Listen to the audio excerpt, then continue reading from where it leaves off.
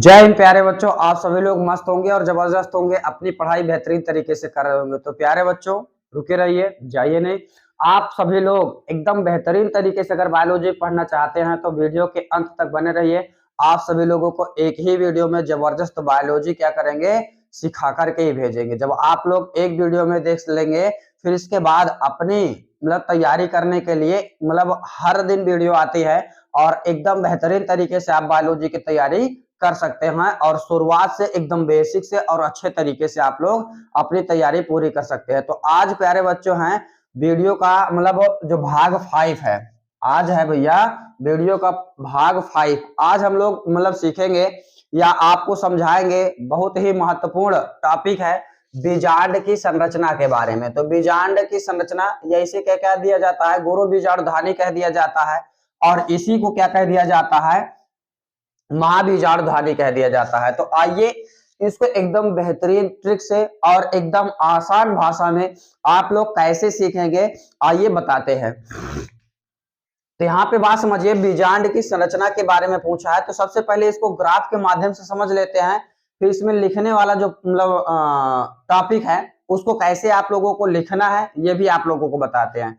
तो सबसे पहले आप लोग क्या करिए, बीजांड की संरचना को थोड़ा सा समझ लीजिए।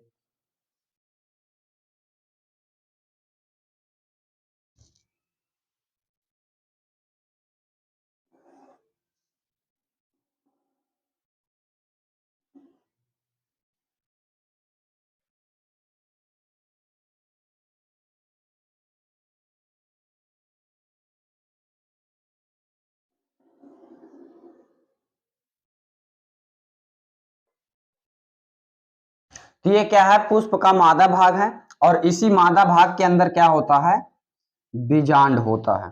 इसी मादा भाग के अंदर क्या पाया जाएगा, बीजांड। और इसी के बारे में हमको क्या करना है, पढ़ना भी है, जो कि पेपर में आ भी जाता है, बीजांड की संरचना। तो ये जो अंदर बना रहे हैं यही क्या होता है प्यारे बच्चों, बीजांड होता है और इसी के बारे में आज आप लोगों को जानना भी है। तो ये देखिए, तो यहाँ पे आप लोग देख सकते हैं, इसको हम लोग क्या कहेंगे, बीजांड कहते हैं। क्या कहते हैं, बीजांड कहते हैं, जिसको इंग्लिश में क्या बोलेंगे, ओव्यूल बोलते हैं। और ये जो बाहर देख रहे हैं इसको तो हम लोग मादा भाग कहेंगे, जिसमें इसमें का जो पार्ट है उसको आप लोग क्या कह सकते हैं, वर्तिकाग्र। फिर ये क्या होता है, वर्तिका होता है, वर्तिका। और ये जो बाहर देख रहे हो इसको हम लोग क्या कहते हैं, अंडाशय कहते हैं, अंडाशय। तो आइए हम लोग देखते हैं बीजांड। तो भैया तो यहाँ पे लिखना भी लिखते भी चलते हैं, समझाते भी चलते हैं। तो भैया सुनिए, प्रत्येक बीजांड एक पतली संरचना द्वारा, एक पतली संरचना द्वारा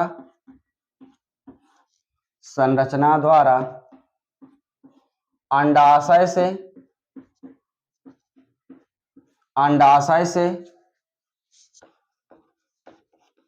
जुड़ा होता है, अंडाशय से जुड़ा होता है, जिसे बीजांड वृंत कहते हैं, जिसे बीजांड वृंत कहते हैं, बीजांड वृंत कहते हैं। तो प्यारे बच्चों यहाँ पे आप लोग देखिए, तो ये क्या है, बीजांड है। तो यहाँ पे आपको बताया गया कि प्रत्येक बीजांड एक पतली संरचना द्वारा, प्रत्येक बीजांड जैसे ग्राफ में आपको समझाएंगे वैसे लिखना भी है और एकदम बढ़िया ट्रिक के माध्यम से आप लोग लिख सकते हैं। तो यहाँ पे समझिए, प्रत्येक बीजांड एक पतली संरचना द्वारा, यहाँ पे आप लोग देख सकते हैं एक पतली संरचना आपको दिखाई दे रही होगी, पतली संरचना द्वारा अंडाशय से जुड़ा होता है और इसे आप लोग क्या कहेंगे, बीजांड वृंत कहते हैं। क्या कहते हैं, बीजांड वृंत बोलेंगे, बीजांड वृंत।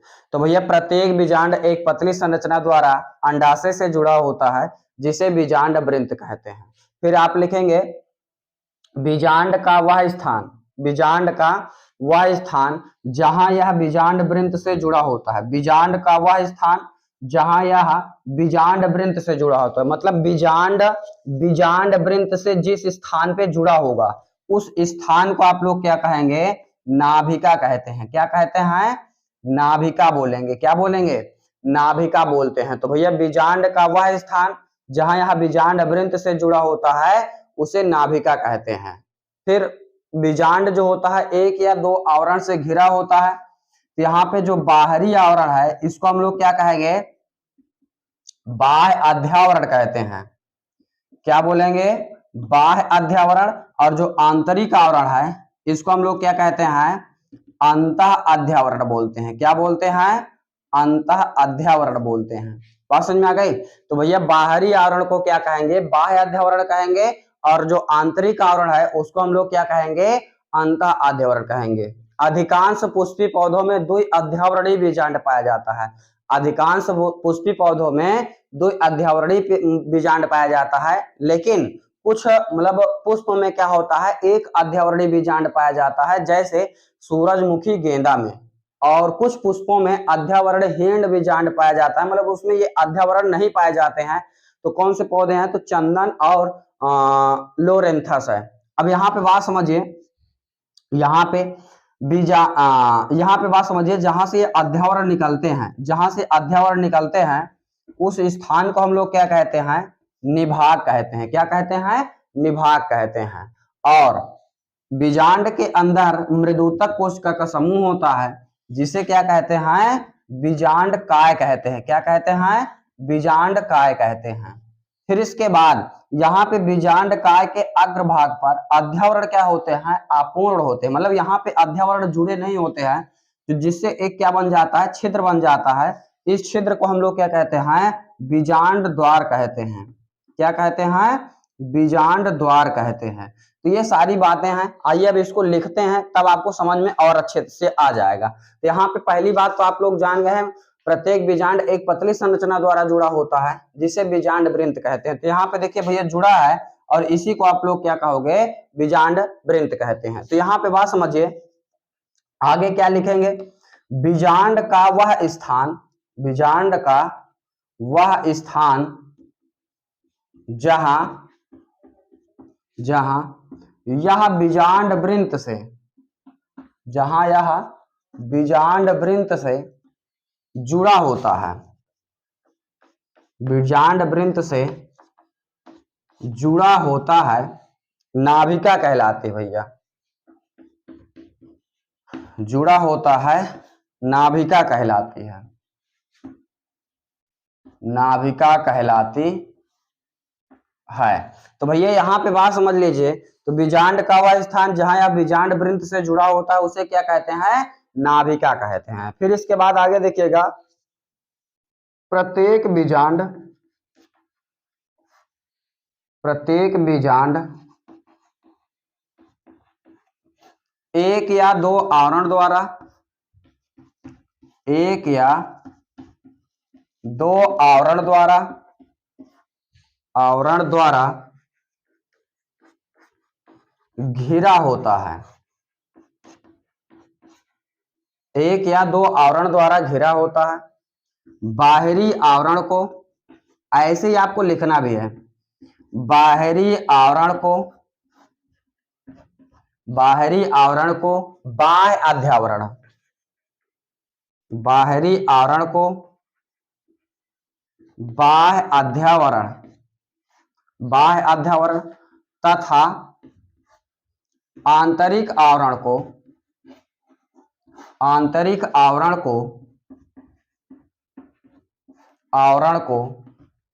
अंतः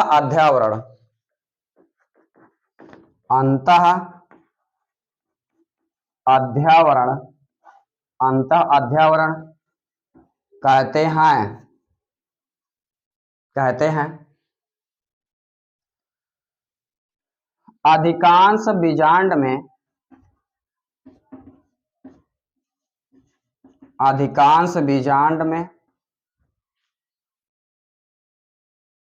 दो अध्यावरण या अधिकांश बीजांड द्वि अध्यावरणीय होते हैं, द्वि वर्णीय होते हैं। मतलब ज्यादातर बीजांड में क्या होता है, दो अध्यावरण पाया जाता है। अधिकांश बीजांड दो अध्यावरणीय होते हैं, लेकिन कुछ जैसे सूरजमुखी गेंदा, सूरजमुखी, फिर गेंदा, लेकिन कुछ पुष्पों में, लिखिएगा यहाँ पे, लेकिन कुछ पुष्पों में जैसे सूरजमुखी गेंदा में एक अध्यावरणीय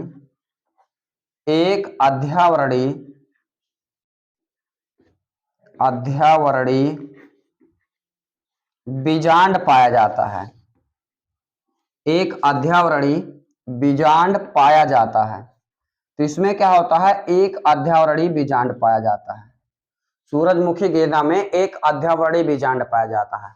तो इतना प्यारे बच्चों, आप लोग स्क्रीनशॉट ले लीजिए। इसके आगे मतलब इसको साफ करके फिर से आप लोगों को बताते हैं। लेकिन कुछ पुष्पों में एक अध्यावरणीय बीजांड पाया जाता है।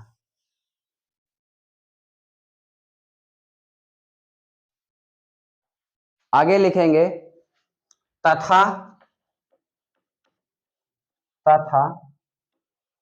कुछ पुष्पों में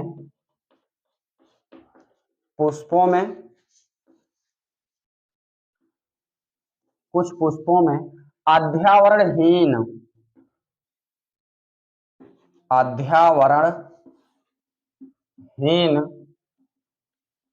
बीजांड पाया जाता है।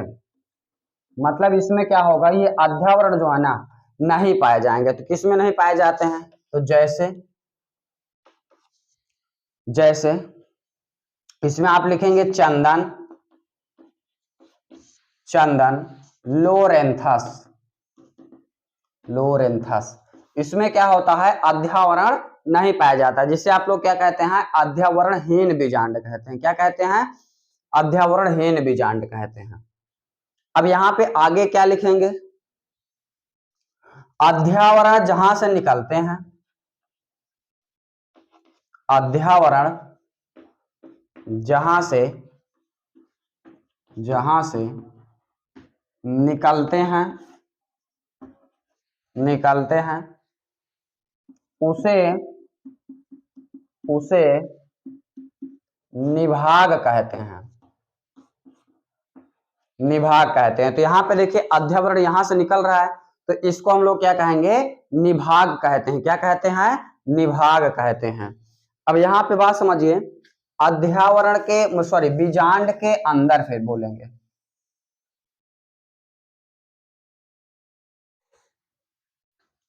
आगे क्या लिखेंगे, बीजांड के अंदर मृदुतक कोशिकाओं का मतलब यहाँ पे जो खाली जगह देख रहे हैं, यहाँ पे क्या होता है, मृदुतक कोशिका का समूह होता है, जिसे क्या कहते हैं, बीजांड कहते हैं। तो बीजांड के अंदर मृदुतक कोशिकाओं का समूह होता है, मृदुतक कोशिकाओं का समूह होता है, जिसे बीजांड काय कहते हैं, बीजांड काय कहते हैं। तो ये बात भी आप लोग याद रखिएगा। फिर इसके बाद यहाँ पे आप लोग देखिएगा, बीजांड काय के अग्रभाग पर, यहाँ पे देखिए बीजांड काय के अग्रभाग पर अध्यावरण क्या होते हैं, अपूर्ण होते हैं, जिससे एक छिद्र बन जाता है। इसे हम लोग क्या कहते हैं, बीजांड द्वार कहते हैं। तो आइए इसके बारे में लिख लेते हैं, बीजांड काय के अग्रभाग पर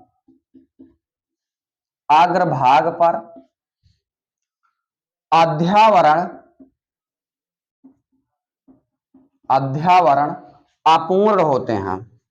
मतलब जुड़े नहीं होंगे। अध्यावरण अपूर्ण होते हैं जिससे एक छिद्र बन जाता है, एक छिद्र बन जाता है, जिससे एक छिद्र बन जाता है, जिसे बीजांड द्वार कहते हैं, जिसे बीजांड द्वार कहते हैं, बीजांड द्वार कहते हैं। तो इतनी बातें आप बीजांड की संरचना के बारे में लिखेंगे। लेकिन अभी आप लोग देख सकते हैं, इतना फिर से आप स्क्रीनशॉट ले लीजिए, इसको भी आगे ऐड कर दीजिएगा। अब इसके बाद यहाँ पे आप लोग जब देखेंगे तो बीजांड काय के मध्य में एक थैली जैसी संरचना होती है। बीजांड काय के मध्य में एक थैली जैसी संरचना होती है, जिसे क्या कहते हैं भैया? भ्रूण कोश कहते हैं। क्या कहते हैं? भ्रूण कोश कहते हैं।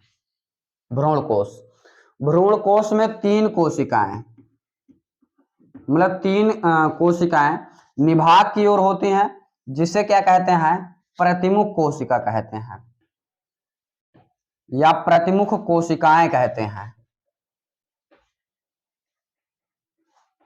क्या कहते हैं? प्रतिमुख कोशिकाएं। तो यहाँ पे बीजांड काय के मध्य में एक थैली जैसी संरचना होती है, जिसे क्या कहते हैं? भ्रूण कोश कहते हैं। फिर इसके बाद निभाग की तरफ 3 कोशिका होती है, जिसे प्रतिमुख कोशिका कहते हैं।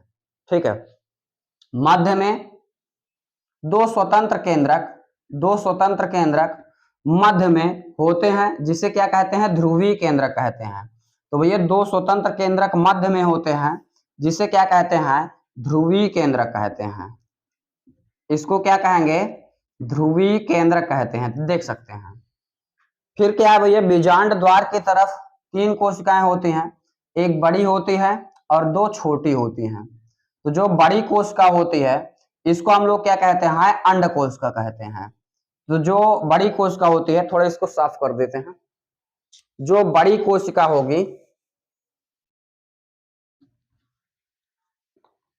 जो इसमें बड़ी जो कोशिका होगी, बड़ी कोशिका को हम लोग क्या कहते हैं? अंड कोशिका कहते हैं, अंड कोशिका। और जो 2 छोटी कोशिका किनारे किनारे होती हैं, इसको हम लोग क्या कहते हैं? इधर उधर की, तो इसको हम लोग क्या कहते हैं? सहायक कोशिका बोलेंगे। क्या बोलेंगे? सहायक कोशिका। एक बात और याद रखिएगा, अंड कोशिका और सहायक कोशिका के समूह को क्या कहते हैं? अंड समुच्चय कहते हैं। क्या कहते हैं? अंड समुच्चय कहते हैं। तो इसको भी याद रखिएगा, अंड समुच्चय कहते हैं। तो ये था पूरा बीजांड की संरचना। अब पेपर में बनाने के लिए कितना आता है भैया? तो यही केवल आपसे बीजांड, इसको थोड़ा सा और बड़ा करके बना दिया जाता है, तो यही होता है बीजांड की संरचना। अब यहाँ पे पेपर में यह पूछ लिया जाता है कि बीजांड की संरचना का नामांकित चित्र बनाइए। तो जब भैया नामांकित चित्र आ जाए, तो यही सारा कुछ क्या करना है? आपको बना देना है। और अगर मान लीजिए लिखने के लिए आ जाए, तो जैसे जैसे हम यहाँ पे ग्राफ बनाते गए हैं, वैसे वैसे आपको लिखना भी है। तो आइए थोड़ा सा भ्रूण कोश के बारे में लिख लेते हैं, तो ये अपना टॉपिक क्या हो जाए? पूरा हो जाता है। तो यहाँ पे आइए आप लोग देख लीजिए भ्रूण कोश के बारे में कैसे लिखेंगे। इसी बीजांड की संरचना का ही पार्ट है भ्रूण कोश। तो आइए भ्रूण कोश के बारे में थोड़ा सा लिख लेते हैं। भ्रूण कोश के बारे में तो यहाँ पे आप लिखेंगे बीजांड काय, क्योंकि इसके अंदर जो कोशिका का समूह होता है उसे बीजांड काय कहते हैं। तो बोलिएगा बीजांड काय के मध्य में, बीजांड काय के मध्य में एक थैली जैसी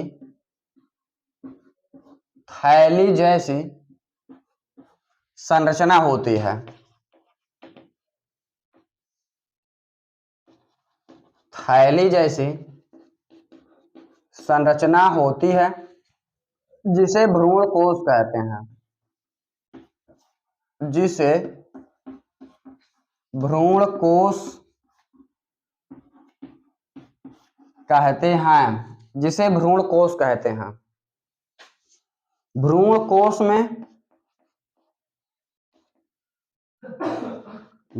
कोश में निभाग की तरफ 3 कोशिकाएं होती हैं। 3 कोशिकाएं होती हैं। 3 कोशिकाएं होती हैं जिसे प्रतिमुख कोशिका कहते हैं। क्या कहते हैं? प्रतिमुख कोशिका कहते हैं, जिसे प्रतिमुख कोशिका कहते हैं। कोशिका कहते हैं। प्रतिमुख कोशिका कहते हैं। बीच में दो स्वतंत्र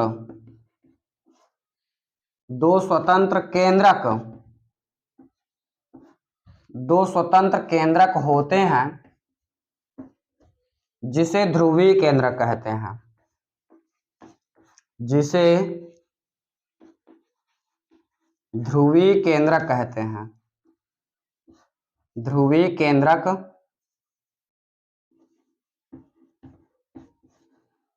कहते हैं। जिसे क्या कहते हैं? ध्रुवीय केंद्रक कहते हैं।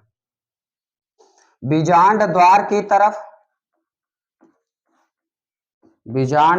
की तरफ 3 कोशिकाएं होती हैं। 3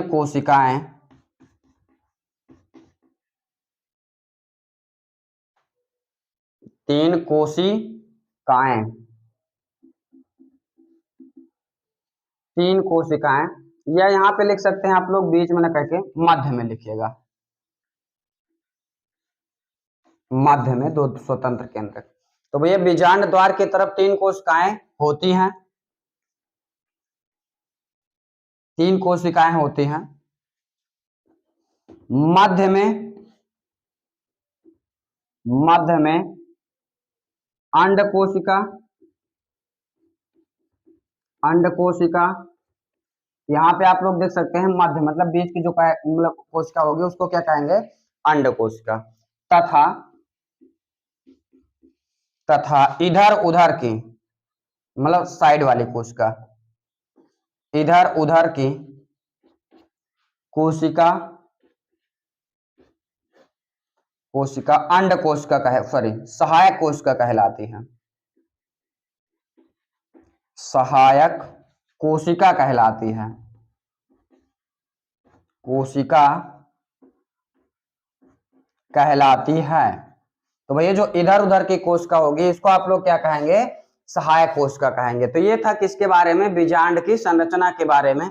तो इतना सारा टॉपिक आप लोग याद कैसे करेंगे? तो जैसे ही आप लोगों को यहाँ पे एकदम बढ़िया बेहतरीन तरीके से समझाए हैं, बस आप इस ग्राफ को समझ लीजिए। इसके बाद जैसे जैसे ग्राफ आप लोग बनाते गए हैं वैसे वैसे क्या करना है? लिखते भी चलना है। तो आपका लिखने वाला जो टॉपिक है ना वो कंप्लीट हो जाएगा। तो प्यारे बच्चों, और सभी लोगों को बेहतरीन तरीके से बायोलॉजी समझ में आई होगी और आप लोग चाहते हैं कि आपकी पूरी बायोलॉजी इसी प्रकार एकदम आसान भाषा में आप लोग पढ़ पाएं। तो ये आज आपका कौन सा भाग था? 5वां भाग था। इसका अगला भाग भी मतलब जल्द आएगा, लेकिन अभी इसमें हम लोग क्या पढ़ेंगे?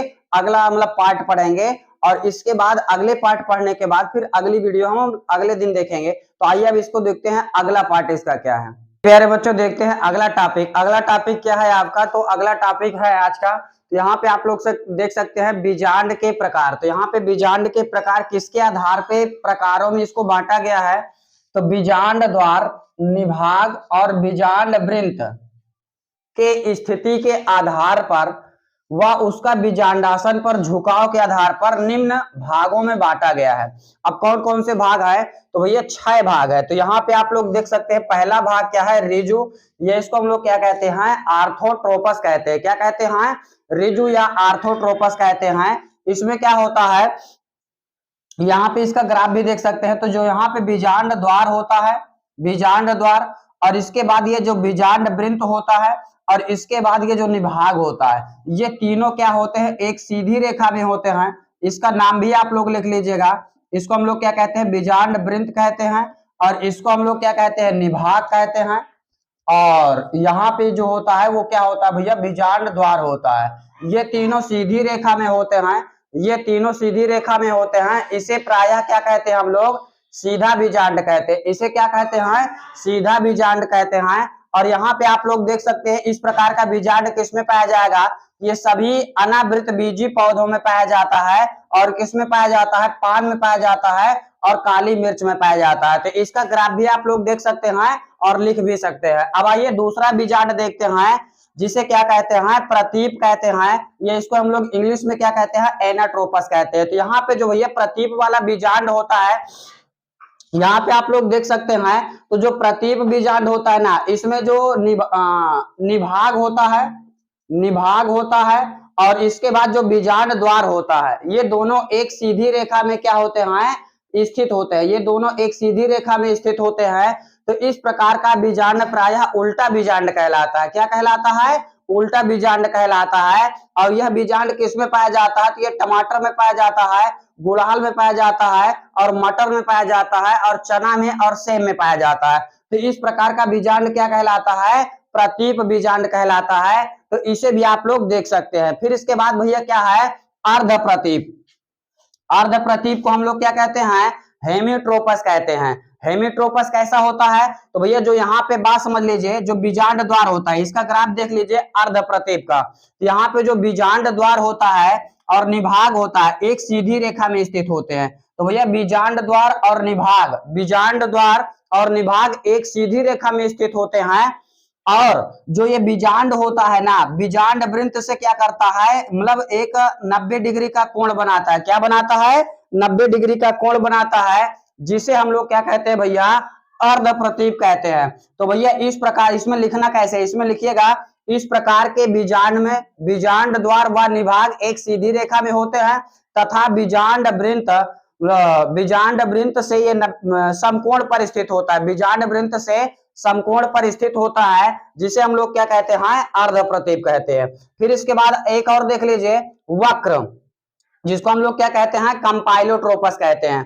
तो इस प्रकार का जो बीजांड होता है, इसमें बीजांड यहाँ पे देख सकते हैं, बीजांड द्वार जो होता है, बीजांड द्वार और निभाग एक सीधी रेखा में नहीं स्थित होते हैं। एक सीधी रेखा में नहीं स्थित होते हैं, और ये थोड़ा सा क्या होता है? मुड़ा होता है। तो इसमें लिखेंगे, इस प्रकार के बीजांड में बीजांड द्वार व निभाग एक सीधी रेखा में स्थित नहीं होते हैं, और यह थोड़ा सा मुड़ा होता है, जिसे हम लोग क्या कहते हैं? वक्र या कंपाइलोट्रोपस प्रकार का बीजांड कहते हैं। ये किस में पाया जाता है? तो ये सरसों और मूली में पाया जाता है। किस में पाया जाता है? सरसों और मूली में पाया जाता है। फिर अगला देख लीजिए, अनुप्रस्थ प्रकार का बीजांड।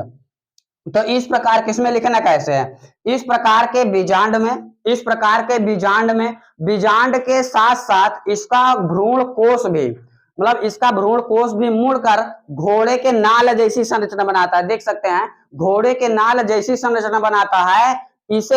इसे अनुप्रस्थ प्रकार का बीजांड कहते हैं। तो ये किसमें पाया जाता है? गुला बांस और ये पोस्त में पाया जाता है। गुला बांस और पोस्त में पाया जाता है। यहाँ पे इसका भी ग्राफ देख सकते हैं। एक लास्ट बचा हुआ है कुंडलित, या इसको हम लोग क्या कहते हैं? सरसिनोट्रोपस कहते हैं। कुंडलित, इसको एक बार प्यारे बच्चों स्क्रीनशॉट ले लीजिए। अब इसके बाद यहाँ पे देख लीजिए कुंडलित या सरसिनोट्रोपस क्या होता है। तो एक लास्ट समझ लीजिए,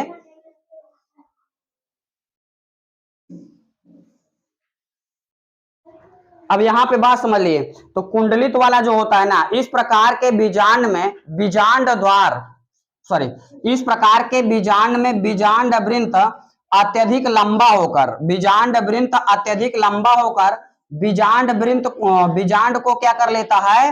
घेर लेता है। बीजांड को क्या कर लेता है? घेर लेता है, जिसे हम लोग क्या कहते हैं? कुंडलित प्रकार का बीजांड कहते हैं। तो यहाँ पे बात समझ लीजिए, तो यहाँ पे जो कुंडलित प्रकार का बीजांड है, इसमें बीजांड वृंत क्या हो जाता है? बहुत ही लंबा हो जाता है, और बीजांड को क्या कर लेता है? घेर लेता है, जिसे हम लोग क्या कहते हैं? कुंडलित प्रकार का बीजांड कहते हैं। क्या कहते हैं? कुंडलित प्रकार का बीजांड कहते हैं। और ये किस में पाया जाता है? ये नागफनी में पाया जाता है। तो आई होप कि इतनी बातें आप सभी लोगों को समझ में आई होंगे। अगर ये सारी बातें आपको समझ में आई हो, तो आप सभी लोग हमारे चैनल को सब्सक्राइब कर लीजिए, जिससे अगली वीडियो जो हमारी आए वो आप तक सबसे पहले पहुंच पाए।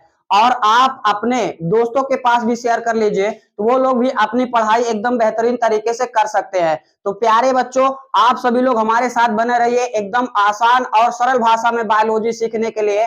आपकी पूरी बायोलॉजी एकदम इसी आसान भाषा में पूरा करेंगे। बहुत बहुत धन्यवाद।